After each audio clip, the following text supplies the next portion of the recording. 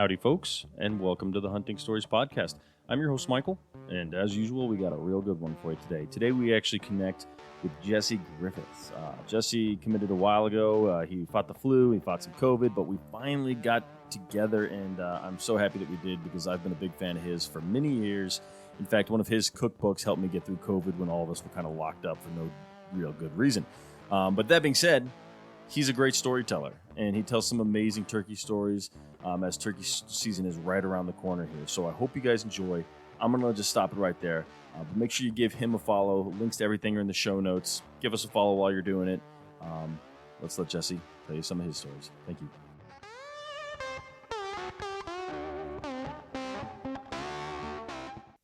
All right, Jesse. Welcome to the Hunting Stories Podcast, brother. How are you? I'm great. Thanks for having me. Yeah, man. I talked to all my guests before we start recording, and I've already said this to you, but I want to say it again when the listeners are actually here. But I'm a big fan, huge fan. In fact, your cookbook got me through COVID. 2020, I was living in Texas, and as the grocery stores emptied out, right, no one could get meat. That year was probably my best year of hunting. I killed a couple hogs, axis deer, whitetail, and I grabbed your cookbook, A Field, and cooked nearly everything in there, except for the ossobuco, which I'm still trying to get to. But the venison moussaka, is that how it's pronounced? Yeah. That was the most intimidating thing when I was looking at it, and then I started cooking it, and it was easy, and it was delicious, and I've cooked it like 10 times since. So like just a beautiful cookbook, man. I love that recipe. Never would have thought that I would have, and I just want to say that I'm excited that you're here. Oh man, I'm excited to be here. That's a great intro too, and I love that moussaka recipe. And in the summer, especially like when cucumbers are in season, because it's so good with a little cucumber salad. We make that all the time, and it is great with venison. I'm glad you enjoyed it, especially that recipe. I think that's notable. I remember when I got the book, I opened it up, and I was like, I don't think I'd like that. And then we just got around to it, and I was like, you know what? I want to do it. I'm challenging myself here. Everyone had a COVID hobby, right? Mine was I was a COVID chef, and so I did it thinking I don't know if this is going to be a recipe for me, but it's my favorite one that I had in the book. So right. The book's A Field. We're talking to Jesse Griffith. Jesse, why don't you introduce yourself? I'm getting ahead of things here. Oh no worries. Yeah. Jesse Griffiths. I'm here in Austin. I have a restaurant called Dai Due. The restaurant itself has been open for almost 10 years now. The business has been open for about 17 years in its various forms. I am the head instructor at the new School of Traditional Cookery, which I just got back from yesterday, which is a 4 or 5 day intensive hunting, butchering, and cooking course. I've been doing that for 14 years. And I also write books about fish and game cookery. So like the one you mentioned, A Field, which came out, I think, maybe like 14 years ago, 12, 14, a long time ago. It's great. It's a great book. And thanks. I don't know. It looks different to me than the average cookbook. The photography is gorgeous. Everything about it. The hog book is great too. What's funny is I bought the hog book, and I've yet to kill a hog since I bought that one too. So, I hope that's not some sort of correlation, some sort of curse. I'm sure it's not. Yeah, I would really prefer not to get that out there to the listeners, where they're like, wait. When you buy the hog book, you stop killing hogs. It's like, no. It's not a good. No. The exact opposite. I've told enough stories about how I suck at killing hogs, and I'm a great turkey killer. So I'm excited for your next book, which is coming out. I've killed a turkey with a shotgun, with my bow, and with a 270. So like it just seems like whenever I go out, I manage to pop a turkey. So, but we're off track, Jesse. But your restaurant, I love it. I mentioned it to you. It is the place that I try and go to on my birthdays.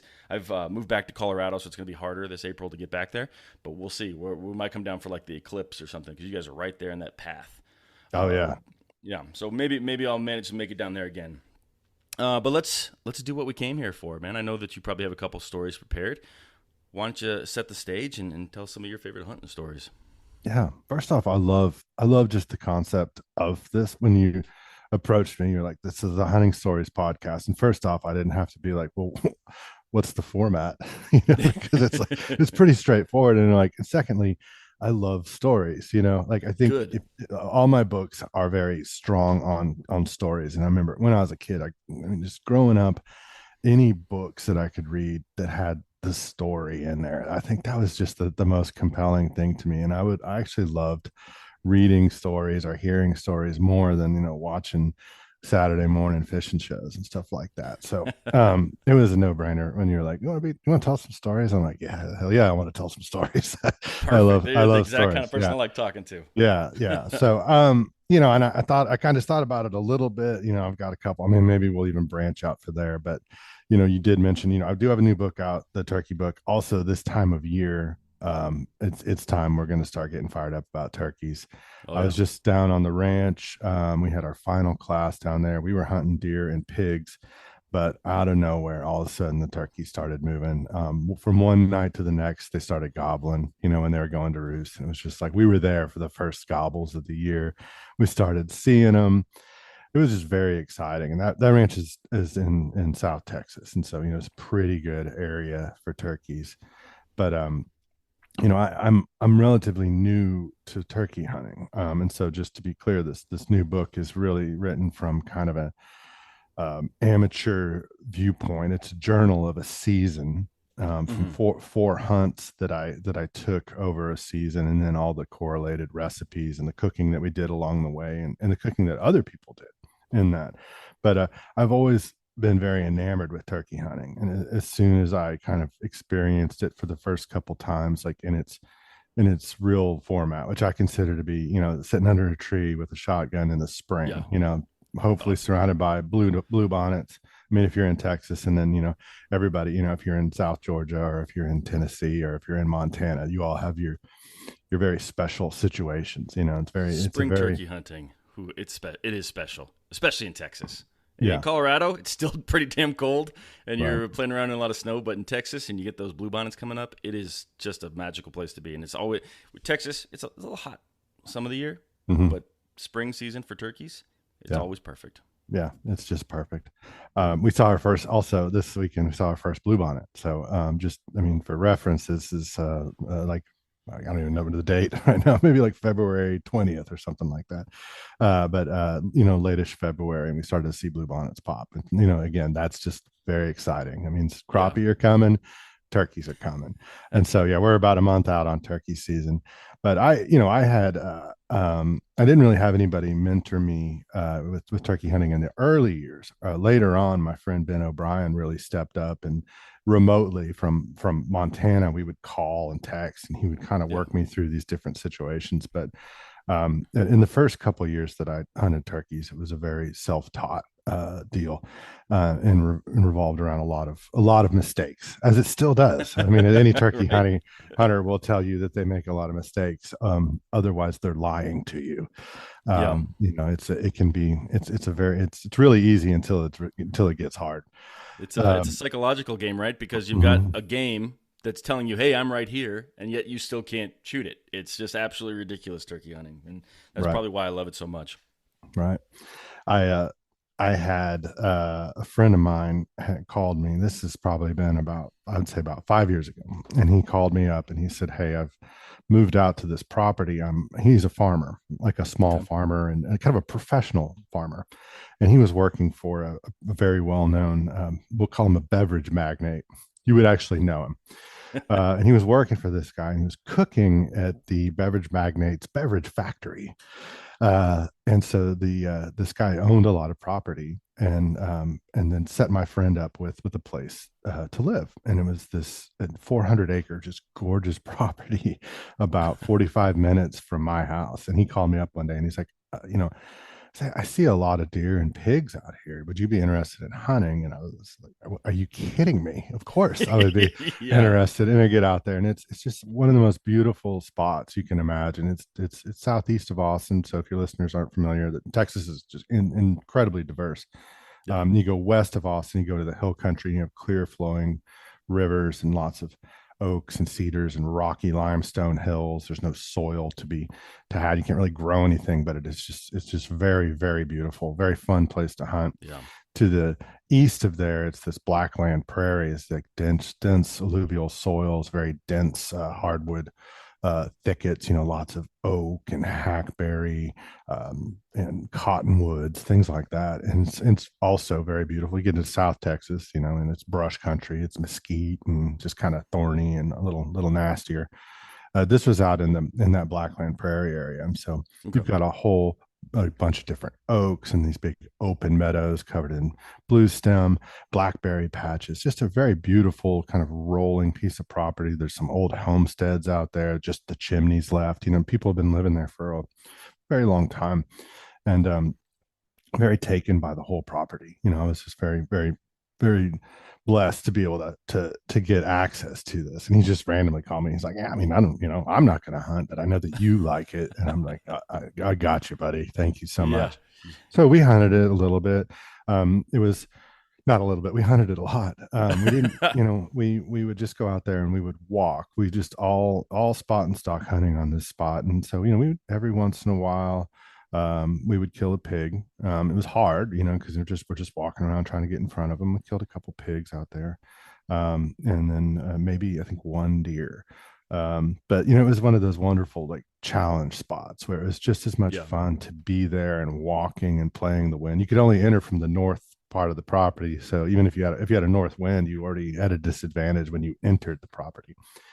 I never really considered hunting turkeys out there. And then one spring, he calls me up and he's like, "We've got a couple turkeys, in the afternoons. They're doing this weird thing." And I'm like, "I know what they're doing." Yeah. I'm one step ahead of you. What do you want me to do about them? Like they're pretty dangerous. You probably need me to come out there and take care of these Yeah. turkeys. Vicious critters. Yeah, vicious. And he's like, "Yeah, come on out. We're seeing a couple of the big males, every afternoon." I was like, "All right, I'd love to." So I went out there, uh, first afternoon, didn't really see anything. I think I might have heard something, I think I saw a couple hens off in the distance. And it was just one of those hunts where just trying to get the lay of the land as to where these turkeys were going, but decided to come back the next afternoon. And to be clear, at the time, well, I mean, to be even more clear, I'm not even a very good caller now. I mean, I'm decent on a slate call, and I'm still very hesitant to use a diaphragm or mouth call in front Same. of other humans. Um, Same. The only thing yeah. I can do is the like the warning call from a hen. Oh, right. It's the wrong one. Yeah. Like, Yeah, get when out. just scare them all Yeah. away. That's the only thing I can do. Which is Yeah. also funny because I Yeah. I insist on hunting with my bow. So it's like slate calls are extremely difficult to play around with. So I have I Oh, don't know if you ever heard of the bow hitch, but I can attach my bow directly to my backpack. Awesome product, but it just hangs there, and then I throw that, and then if something's coming, I just throw my slate call into the ground and pick my bow up. It's not a very efficient there you method, go. but I like you. I can't really mouth call. Right. Yeah, well, you got to make it work. So, Yeah. I mean, and then even at the time, I was only able to use a box call. Like this was before I'd even graduated to the slate, and I was just using a box call. And of course, I mean, if you're only using a box call, you're only using one call, and that is like a 7 note yelp, and you do it all the time. And if a gobbler ever gobbles back at you, you're just gonna hammer him with that yelp because you just made a turkey talk, and it's a miracle, you Yeah. know. Because I mean that's the mindset. So I go back out there, and I brought a couple decoys, and I set them up. And I will say I set them up in a great spot. I had these just like the line of vision from multiple avenues. I mean, in this huge open meadow dotted with some mesquite trees, which are very low hanging trees, real easy to hide under. They're also in the spring, they leaf out to really nicely where you can still see through them. They're very green. A lot of camouflage works really well with mesquites. So if you Yeah. get under a mesquite, you can stay very well hidden. And I put two hand decoys out kind of at a big intersection of what we call senderos here, which is basically a pathway or a road or kind of a natural opening between trees. And I feel like my positioning was very good. If a gobbler was to come into this field, and this field is probably 60-80 acres all told, but just kind of dotted with a few random trees here and there, I might eventually be able to get him to at least see the decoys. And I think that was Yeah. my point. I had a group of hens come in after a couple hours, and I was just sitting in one spot. I didn't really know how to move around or try to like strike up a gobbler or anything. So I was like, this is where I'm hunting today. And so a few hens moved by, which I at the time didn't know how to interpret that. I'm like, well, is that good? Is that bad? Are they going to see me? Are they going to attract the gobbler? to them and then therefore leave? Or are they going to attract a gobbler to this general area? I really just don't know. I'm also in a part of the state that has turkeys, has turkey hunting, but it's known as like a far less a smaller population. In fact, it's a one gobbler county. So most places Okay. in Texas you can kill four in every county. In this county, you can only kill one, and the season is shorter. It's April 1st through the 30th. So just the month of April, and you can only kill one gobbler, which generally means that there's not as high of a turkey population out there. So Yeah. I've got all this kind of like, in the back of my head, but still, I mean, somebody's seen one out here. So great.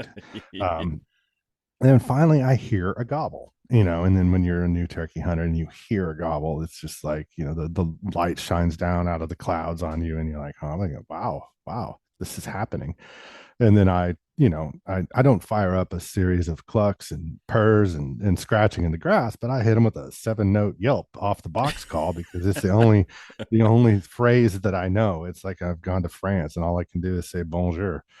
And so uh uh, but he responds, and then of course what I do is I just say bonjour right back, and over and over and over and over. And I am finally able to ascertain that this scholar is actually coming closer to me.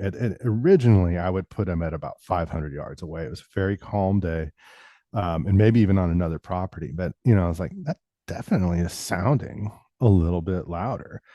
um, I've got my decoys kind of set up out in front of me, and he's coming in from pretty much due left. And to my left, at about 250 yards, is a pond, or a tank, as we call them, with a dam around it. Okay. And finally, after about an hour, he is just moving closer and closer and closer. And I'm just like, just getting really fired up. I've got plenty of daylight left to make this happen. And, it's like, this is awesome. I also am using a new shotgun. So Okay.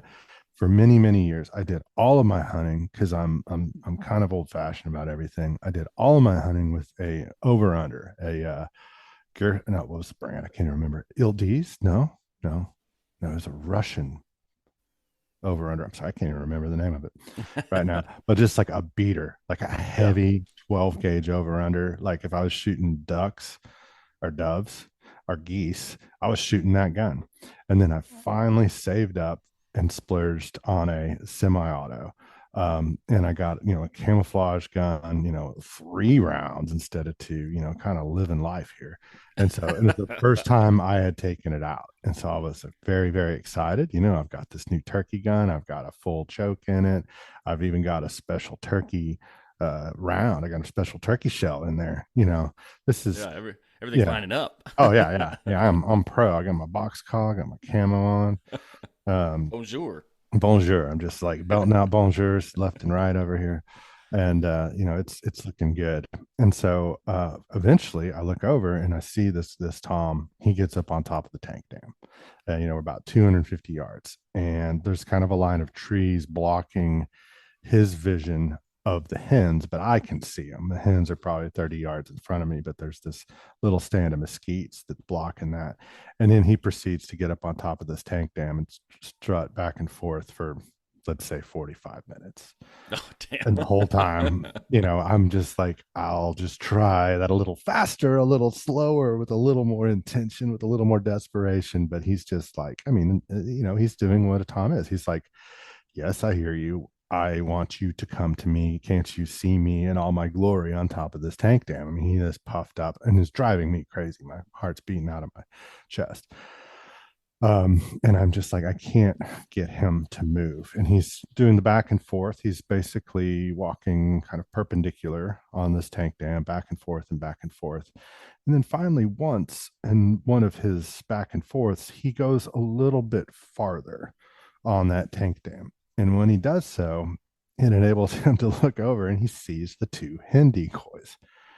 And he hops off that tank dam, puffs up, and probably about takes a 3-minute fast walk, puffed up the entire way. uh, I am about to have a heart attack, because I'm like, yeah. oh my Dragging god, his this feathers, is, dragging his yes, wings. he's Yeah. he is he's drumming, he's dragging his feathers, he is just all puffed up, looks like a monster. Yeah. And he sees these two hens and I am in a very good position at this point. I am off to the side. He's coming in to from my left, not even looking in my direction. But still, I'm still calling to him, even though I don't need to at this point. He's like he sees his ladies, and he comes up to these hens and he gets within range, and I still incredulous this whole thing is happening. I pick up my gun, I flip off the safety, and the gun goes click. Oh no. And I realized, after the fact, this gun especially, you need when you let the charging bolt, it needs to really ram that shell home. And I think, kind of eased it in a little bit, and it hadn't fully rotated and hadn't seated the shell. Gotcha. I at least had the knowledge to know that that is likely what happened. But now you have to understand that I'm sitting under this mesquite. I've been talking to this bird for almost 2 hours now. He is a large turkey. I mean, I know whatever turkey size. You got your beards, you got your spurs, you got your all this stuff. But this Yeah. guy is big, Just mass. and Yeah. he is standing at 25, 30 yards right in front of me and just strutting around these hens. And my gun, as dear listeners might recall, just went click. So I at least had the fortitude to lower my gun, ejected the shell, and repeated the whole process. And the next time I did it, I let it seat fully, and it, it slid forward. And at which point, Turkey turns around and looks right at me like, "Whoa, what are you making all this noise and movement over there?" At which point, I picked up the gun and I killed him. Oh, I'm glad. And I was he, worried for a yeah, yeah, yeah, second, yeah, yeah, Jesse. yeah, yeah, yeah. Oh, I mean, oh, you're worried. Oh, I'm so sorry Yeah. that you had to go through that 3 minutes of absolute awful listening to that story. Yeah, after Yeah. it was 2 hours for me. Oh my goodness. He dropped and flopped and was, one of those situations where you just know that turkey's not going anywhere. So all the things. I mean, if you're a turkey hunter, you know that at this point it's just the adrenaline surge, or I don't know if it's just like leaving your body, or what physiological things are happening to you at this point. But it is pretty extreme. Um, I would probably count this as the first turkey that I effectively called in, and it was just such a sequence. It Yeah. just took everything. I get up and I go over there and I pick him up, and I'm admiring him. I mean, he's just a big. We have Rios here, Yeah. so it's just giant Rio, big turkey. I am not much of a measurer, I'm not going to be able to tell everyone how long his beard was. It was huge. He had big old spurs. But I think the most interesting thing about this turkey is that he had a leg band. Oh, that's cool. I've Yes. always wanted to get a So, banded bird. That's awesome. so, so not only am I sitting here looking at this turkey, but I'm looking down and I'm like, this turkey has a metal leg band on him. Yeah. And I grab him in the decoys and I go walk back up to the house. The house where my friend lived is probably 150 yards from here.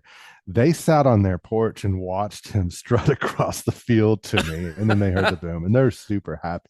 Turns out also my friend's girlfriend was a photographer, and so she took these beautiful photos of me with this bird, and of course I'm just like almost speechless at the That's time. I'm amazing. just like, first off, all of this happened, and then it's a banded bird. And so I clean the bird, I pull the breasts and the legs, and I get the heart and liver and the gizzard out and get the wings off of it, and, save a few feathers here and there. Obviously, I save the band, and I go home. And then the next day, I call my friend Graham Jones, who used to be the colonel of game wardens in Texas, and he's now works a lot with BHA. He's also a fishing guide, and all around super wonderful guy, like Okay. really, really amazing person. And I called, I was like, Graham, I shot a banded turkey. What do I do? And he was just like, well, first off, that's real cool. And Yeah, it so is.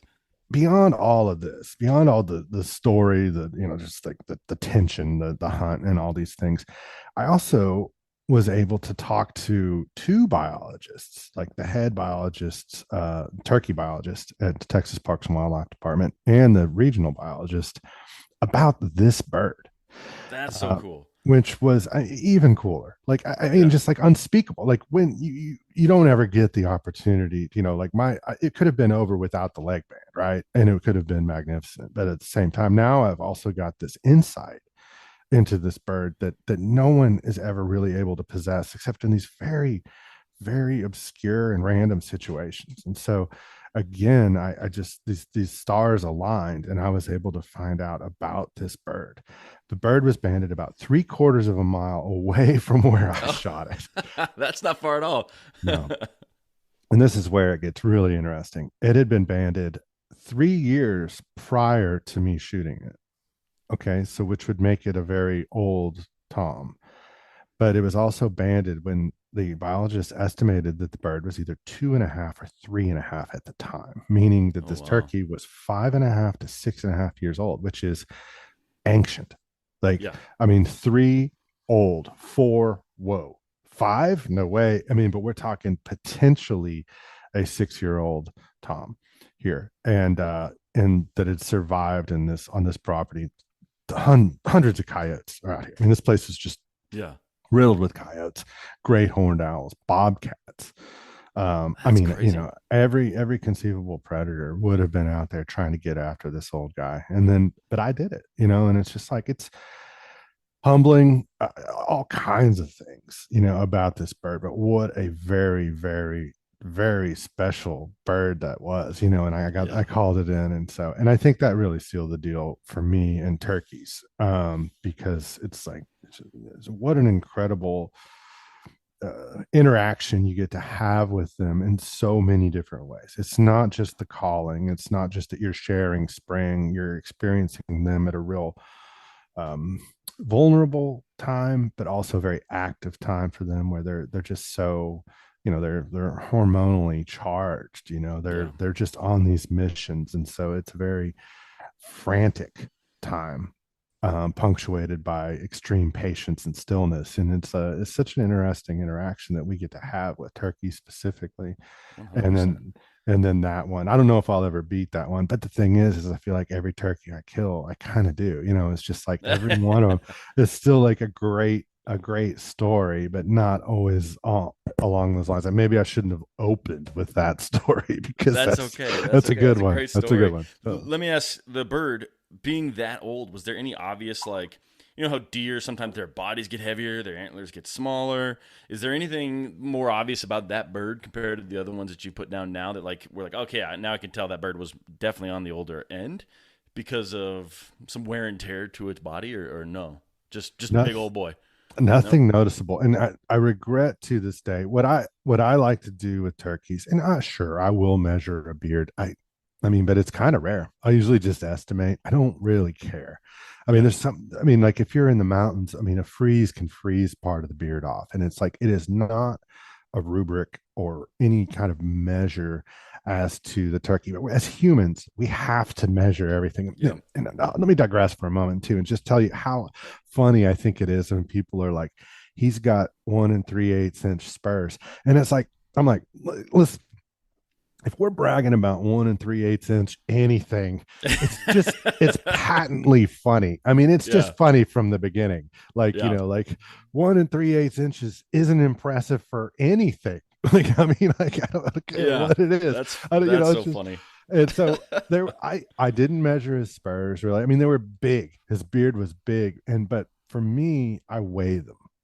I like to weigh a turkey, and I think that, I mean, there's a lot to that. Last spring, I did kill and this is documented in the book, the turkey book, a 25 pound Rio, and it was like and I picked him up, and when I picked him up, I was like, oh, oh, oh, Yeah. wow, this is 20% more bird than I'm used to picking up. And that thing, I mean, he was just big. And actually, on that bird, this one last spring, his snood was exceptionally long. I mean, again, we didn't measure it, but it was just massive. So there's I don't know. For me, it's going to be the weight of the bird, and Yeah. also, I mean, honestly, like the tenderness, but I didn't experience anything different. Like you could get a 6.5-year-old buck in the December rut, and he's going to have noticeably different textures to his meat versus, Okay.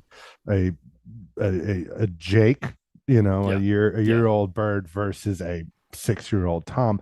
But I didn't notice anything different about this turkey. I mean, but we ate him. I mean, and he was Yeah.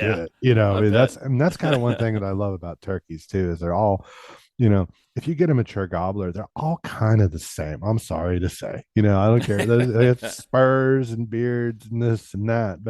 And so at the end of the day, for me, I'm like, well, how much did it weigh? Like, which really what I'm trying to say is like, how much fried turkey did you get Yeah, that day? that's really what's important. Right. My first turkey was a Colorado Miriam, and then I've shot 2 Texas Rios, and like even species to species, like my Miriam is maybe 3/4 inch spurs, but that's just the species. So I Mhm. decided pretty early on, I'm not really interested in measuring. I love cooking turkey up, all Yeah. sorts of different turkey stuff. So Yeah. um, I have a pretty funny turkey story for you as long as we're going down this path. Yeah. I have told this on the podcast before, but not in a while. It's actually this bird right behind me. It's my Colorado Miriam. So I did find a mentor for my first turkey hunting.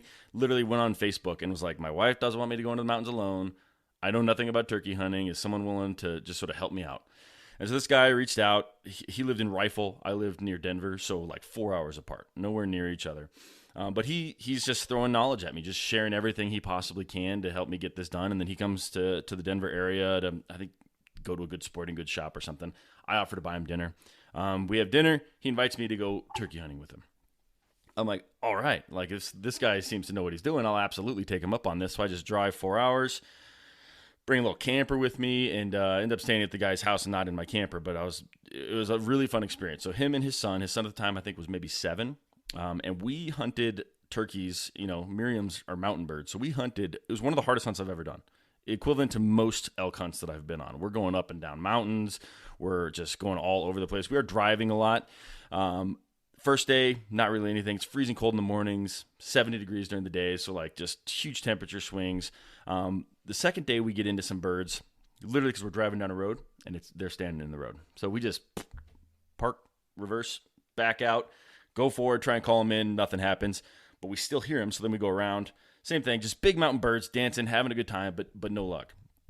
Long story short, we spend 3 or 4 days calling birds, never really get a real opportunity. And every time we come up on a bird, I'm like, should I crawl in? What should I do? And he's like, no, just sit here. We'll set up our decoys. We'll call. And every time I'm like, we sure I should just like go after him? Because I don't know. I don't know what I'm doing. But it comes to the final day of the season, or at least final day of my season, because I have to take off.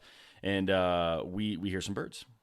And so I'm like, okay, well, let's sit here. Put the decoys out. He's like, no, you're crawling. Time to start crawling. Like we're doing everything we possibly can to get you a bird. So I drop down and start crawling. Up there, there's just deer crap and elk crap and barbed wire and all sorts of stuff just everywhere. So I crawl from one tuft of trees where my buddy's at, and he's calling for us, and I crawl to another tuft of trees. We know they're right behind. So I end up crawling through and getting to where I can see them, and they're probably about 80, 90 yards. It's two toms and 2 hens, and they're just having a great time. This big open field, beautiful grass, and I'm like, all right, well, I'll just keep crawling. And again, crawling over barbed wire, crawling over just tons of shit. Just like I've probably crawled about 80 yards to get to 80 yards. As soon as I get there, of course, they take off. They just start going away. They don't see me or anything. They're just heading kind of like north up this tree line. I'm like, okay, I'll keep crawling. So I just sort of turn sideways, crawling 90 degrees that way. And all of a sudden, I don't hear my friend calling anymore, but they're still making plenty of noise. So I don't think much of it. As it turns out, he saw where they were going.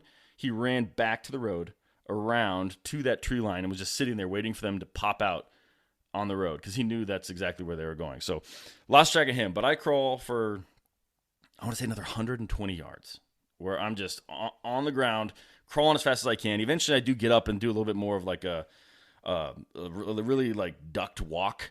And Mm-hmm. eventually I spook them. And I'm just like, oh my God. And these birds just get up and they fly. They just Mm. fly, however far away. And I'm like, damn it. So I get up, and it's an old burn area, right? Good eating for them. So I just get up and I lean on a tree and I take a leak. And I'm just sitting there enjoying the surroundings. And I hear them gobble probably 400 yards away because it just flew down this hill. And then I hear another gobble about 30 yards to my left, or maybe 50 yards to my left. So the big guy that was the leader, he didn't see me. The other three saw me. They took off, but they took off and he didn't even notice. So I'm standing there, literally pecker in hand, and I'm like, oh, I still got an opportunity. And I see him, and now he's turned around and he's heading right back where he came from because he heard his friends. And he's like, I'm alone, something's wrong. So I literally just like scoot up to the next tree, stand right there, and he walks right back on the path that he came. Can I interrupt? Yeah, of course. Have you pulled your pants up? I wasn't drinking a deuce. The zipper was, I guarantee, Sure, still sure. down. I can't recall whether or not I was Yeah, hanging out or not. got it. I just Got it. remember being in the process of peeing and being like, oh, I gotta go. I gotta figure out what I'm doing.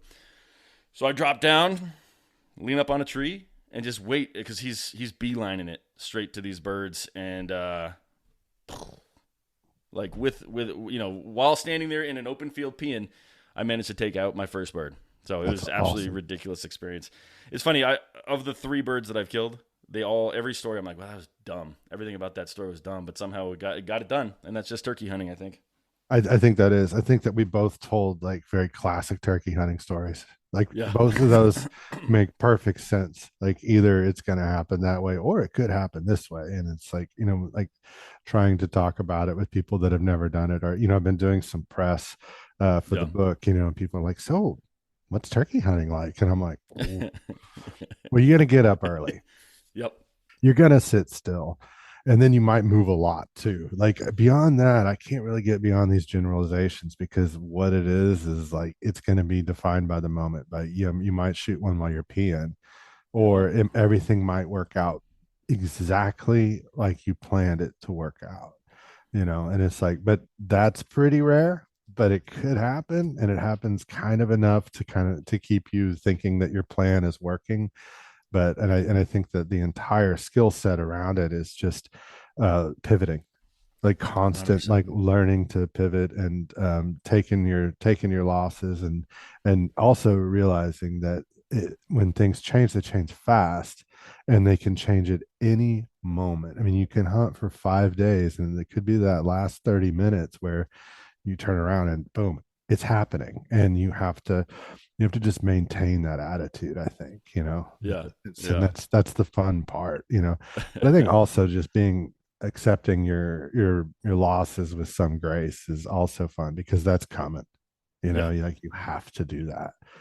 I went on another hunt, which I thought was really interesting, like in comparison to this one, and not to negate the intelligence of turkeys, but this other hunt that I went on last spring, we were documenting for the book. We went on 4 turkey hunts for the turkey book, and one in Texas, one in Georgia, one in Oregon, one in Connecticut. That's And awesome. over those 4 hunts, I managed to kill 5 birds. Oh, Not wow. to, yeah, the spoiler alert. Yeah, I mean, 2 in Texas and then 1 in every other state. A lot of this is because of the generosity of the people that I'm hunting with, who are keenly interested in me shooting a bird in their home state, or, with them, which Yeah. was great. But not to say we did not put in a lot of work. We hunted a mix of public and private, every situation that you could possibly imagine, swamps of Georgia to 3-foot snow in Oregon to Yeah. just whatever. When you close your eyes and you think of Connecticut in the spring, that's exactly what it's like. It's very pretty. And so it was like, there was a lot of kind of just expectations met, and then also a lot of surprises and stuff. And so killed 5 birds on that trip, but I actually killed 6 birds last spring. One of which is an undocumented gobbler that I didn't talk about in the book. And we're going to talk about him today. Perfect. So Those are yeah, my favorite stories. yeah. So a friend of mine, Romy, and Romy runs the Devil's River Conservancy. He's the director and deeply involved in conservation, and he's become a very good friend of mine. And he has another friend named Chance, and Chance has a small property out west of Austin, not far at all. I'm talking Okay. about from my house, not under an hour. Kerrville Um, area, west of there. North of there, so Okay. more Dripping Springs, Okay. actually. Yeah. That's where Along my the wife river. grew up. Actually, my wife went to Yeah. Dripping Springs High School. There you go. Yep. So, a small property, and he showed it to me on Onyx, and so I did, like just tons of just like fanatical research on it and looking Yeah. at it from above, and I can see where a creek ties into the river, and then there's like a big barren bald hill on it, and when if you've done some turkey hunting, you're like, oh, I know generally where these birds are going to be. They're going to be either along this creek or along this river. Yep. So I arranged to meet them. They're going to show up at the gate. I'll meet them at the gate. I get there. Everybody's running a little late, and two-thirds of us are also looking a little haggard. Like maybe the night before, they might have stayed up a bit late. I'm, just like ready to go, Fresh as a fired up, daisy. fresh as a daisy. I'm like, let's go kill a turkey. And they're both kind of like, I don't think either one of them had done much, if any, turkey hunting before. And so and they're kind of like, oh, well, all right, we'll go see if we can find one. And I'm like, yeah, let's do that. And so we get up there, and I split off. We park our trucks kind of at the base of that hill, which, and this, I mean, I think this is less than a 300-acre property, and Okay. much of it being this one hill. So I mean, a pretty small amount of space to work. But like I said, I'm very confident that this bird is going to be, or these birds are going to be roosted along the river, and they're going to fly down from these big old cypresses into these open areas, and they might work their way up under the hills. It seems to be a fair bet. Yeah. So they choose to go off to one side and kind of just camp out and sit there, and they're like, yeah, you take this other side and go down to the river and see what you can see. So it's still pretty dark, sun's coming up, and I get down to the river, and I realize that what I didn't notice off of Onyx, what it didn't tell me, is that there's a ledge, there's a drop as this hill goes out, and it is not an insignificant drop. It is literally about 80 feet of No way. sheer cliff that goes straight down. But on Onyx, it just looks like a big, very verdant tree line right next to the river. But Yeah. instead, it's a cliff that goes all the way down to the river. Just There slightly is a ladder. slightly tighter topographic lines on Onyx, right?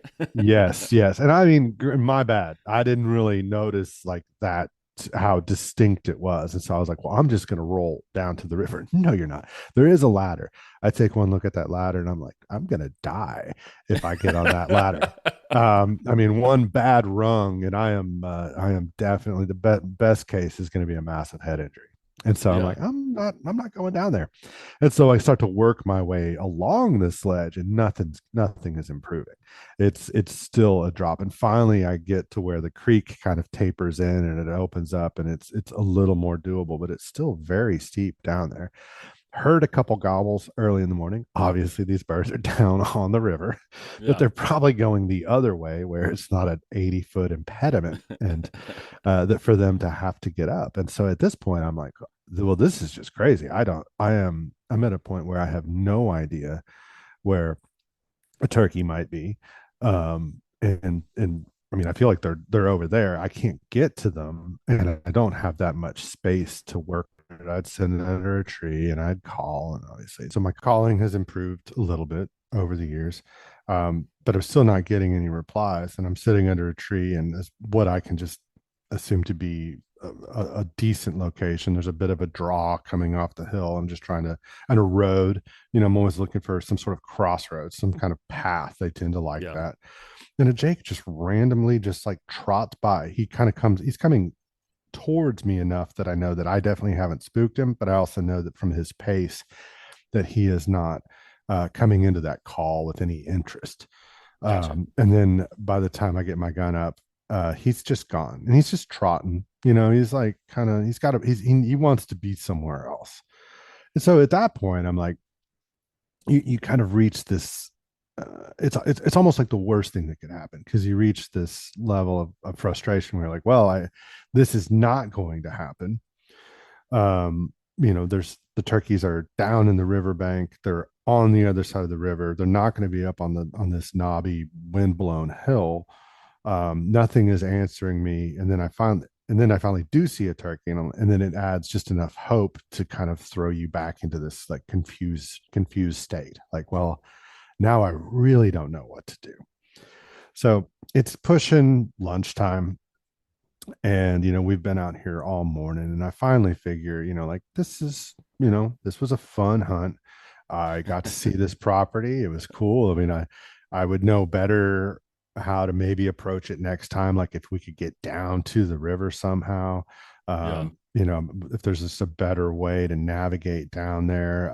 Also seems like a great spot to hunt pigs. They also said there was Axis and Aoudad had are starting to move along the river there. Interesting. That Did you ever far ask your east. buddies like why they didn't tell you there was an 80-foot cliff? Like I feel like that's important information. It's still like, hey, you go over there, watch out for the death cliff. Yeah, I don't think it was done on purpose. I mean, they definitely sent me the Onyx, and it was really on me, for not noticing that. I think they might Yeah. have described it, but maybe I didn't really interpret it as being like, oh, this is an extreme cliff. I mean, and also very beautiful when you're looking down at, and like these just rocky Yeah. drop, and then there's these huge cypress and cottonwoods that were so tall they come up to almost eye level on this creek. And then you look down there, and it's just this woodland, but a very open understory. And it looked like a really wonderful spot to hunt pigs or deer, Yeah. also. And I was like, kind of like distracted by that. But Ah, okay. no, I think that, an invite is enough, and it's like, and I Absolutely. probably should have done better research, or the path that I chose in, I kind of hit it at its steepest point, and had I gone to either side, I might have been able to navigate it, but it was still dark too. So, Yeah. pretty Yeah. dangerous trying to navigate these hill country rocks. I mean, very steep. So it's it's getting to be lunchtime, and I'm thinking, it's time. This was a fun hunt. It was a beautiful spot. And it's like, well, let's go get some, I'm gonna go hang out with these guys, and we're gonna maybe we'll go drink a beer, and have some lunch, and call it. And so I work my way to the far western side of the property.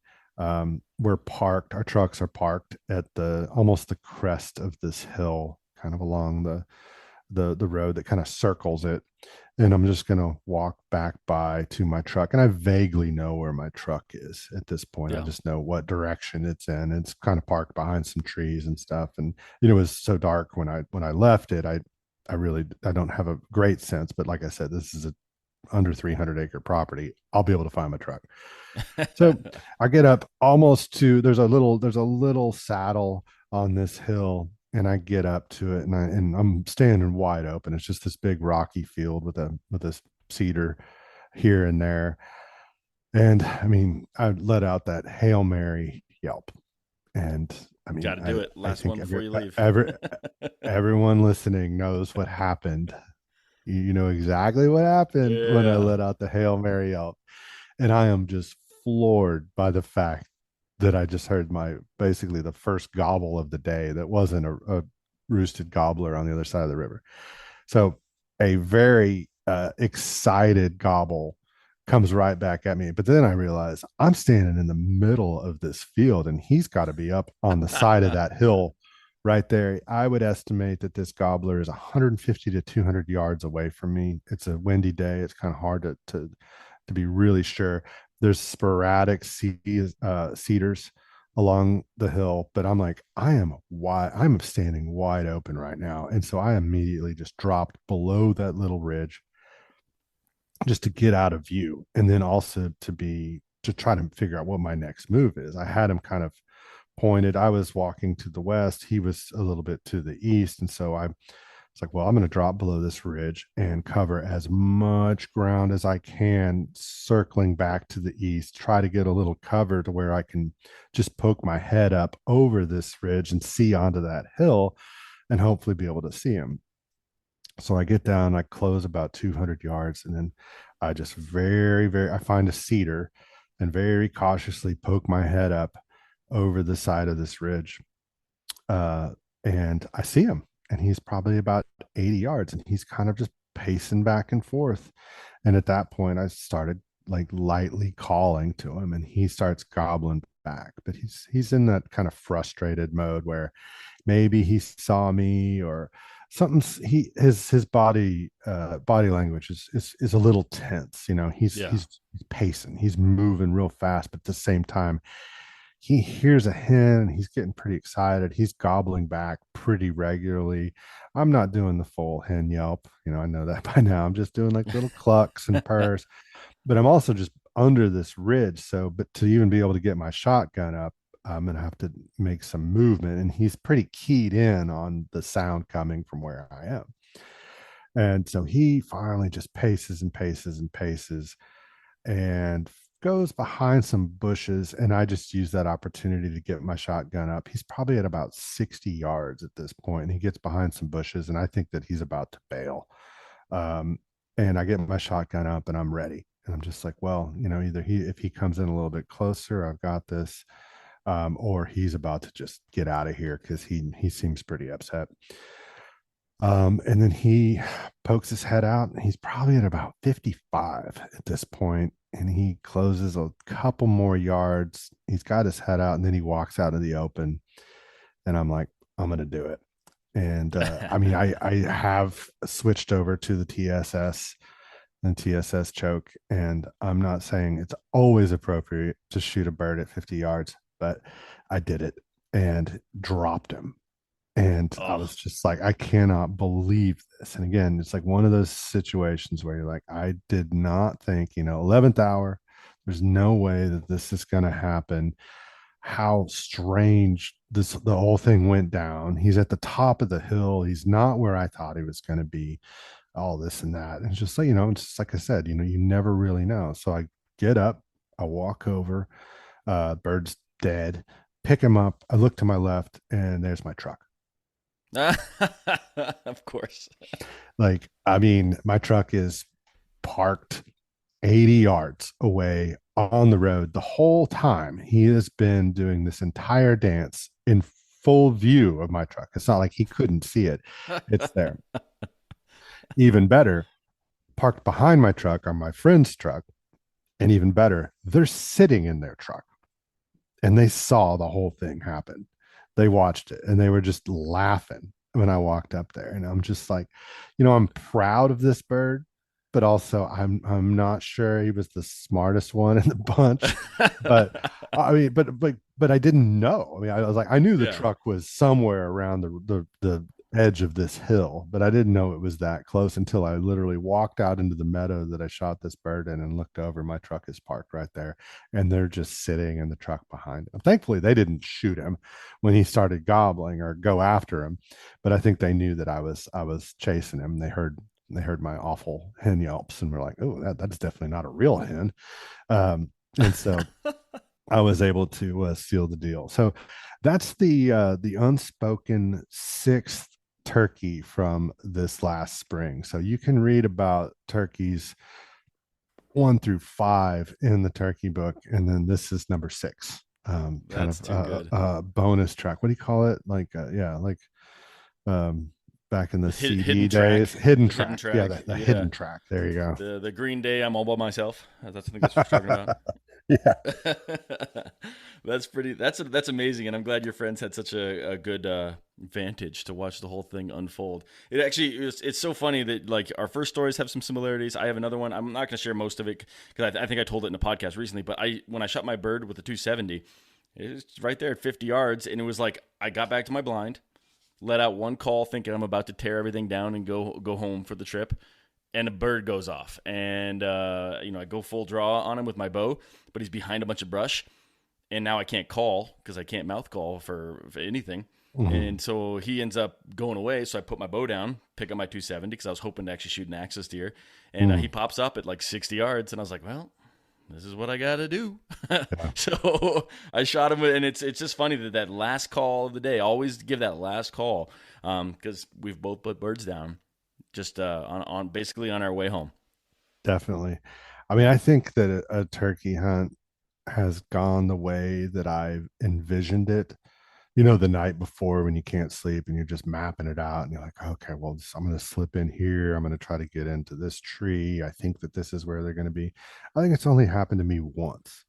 Yeah. And, you know, and then, and which was also profoundly satisfying, when it did happen exactly like I thought it was going to be. And they flew down out of the tree that I thought they would be to the spot that I wanted them to be. They looked at my decoy, which was, off to my side, and then I shot one. And I was eating tacos at like 7:45 that morning. And there's a real satisfaction to that. But then also, there's a lot of satisfaction to giving up, kind of having that kind of dejected feeling and just being like, well, that's, it's a done deal. It was a great day to be in the woods, but I don't think it's going to happen. And then it does happen. And then that just teaches you, like, the lesson is just like, you really can't ever think that it's not going to happen. Yeah, absolutely. That's 100%. And especially with turkey hunting. Yeah. Well, Jesse, I know I booked an hour of your time, and we're about there. I'll listen all day if you have more stories to tell. Otherwise, we can wrap this thing up. It's really up to you, sir. No, I think that those are my favorites. A really smart old turkey and a really dumb turkey, and then a really amateur turkey hunter, to tie it all together. So, yeah, Perfect. I mean, obviously, very excited about turkeys. They're just so special, and this time of year I think everybody's starting to get real fired up, and also just encouraging people that are new turkey hunters, or that haven't done it for a long time, just get back out there. Also, like, what an opportunity you have to support turkey conservation. There's some very dedicated groups out there that do profoundly good work. The National Wild Turkey Federation is one of them, and they've got a lot of people behind them. It's got a huge membership, and what they do for, like, habitat restoration, and being part of an organization like that, I think, is really important, because you can participate in the hunting of turkeys and also the preservation of turkeys simultaneously. And I think it's just like a very exciting time of year. Everybody's getting fired up. The blue bonnets are pushing up. The birds are singing. Sky is blue. It's about to happen, and we can go out there and we can participate in this really amazing sequence of events, with this ancient native bird. And how lucky are we that we get to even fail for a day and get out there and chase them. So, I hope everybody else is as fired up as I am. And you can pre-order the turkey book. It will be available in probably around the 1st of March. So good timing on that. Yep. 115 recipes in there for turkey, and then a bunch of stories about turkey. And as you were saying earlier, the photography, we've had two excellent photographers work on this, so it is very, very heavy on photographs. There's tons and tons of pictures. There's butchery breakdowns. There's just different ways to slice and cut up breasts and legs, and things to do with the feathers, and things to do with the hearts and the livers and the gizzards and the wings and the legs. That's and amazing. name it. But just like really celebrating the bird. I am obviously quite fired up about it. I think I might even let somebody else hear my mouth call this year. I think maybe just Maybe. I'm gonna Maybe. pick. It's gonna be, there's a buddy of mine who's just kind of an amateur turkey hunter. He won't know any better, There so you I go. think he's the one that I'll be like, oh yeah, man, this is how No. it This is how you sounds. do it, man. Oh This is how yeah, it's oh supposed to yeah, be done. oh yeah, yeah, yeah. And then if it doesn't work, and it's like, well, that's It's hunting. turkey hunting. It's hunting. Well, yeah, and everyone, if you're not turkey hunting, go do it. It is so much fun, and get out there and get Jesse's other books. Like I said, A Field got me through COVID, and the Hog book, it's been great. I've read it, but I have not had the opportunity to really dive into it yet. But great stuff, great food, and if you're in Austin, Dai Due, check it out. Jesse, thank you so much, man. This was a ton of fun. I'll put links to everything in the show notes, but I appreciate you taking the time from your day to connect with me. Yeah, thank you so much, Michael. That was very enjoyable. I loved your stories too, and hope to hear more of them. Oh yeah, absolutely. I got plenty. Maybe we can get together on a turkey hunt in Texas sometime, and I'll share my other stupid turkey stories. Love it. We can both mouth call. It's a safe space. Yes, It's a it safe is. space. Yeah. I'll just scare everything away, and you can try and call them back. All right. Yeah. Yeah. I love it. I love it. All right. Thank you. All right. Thank you.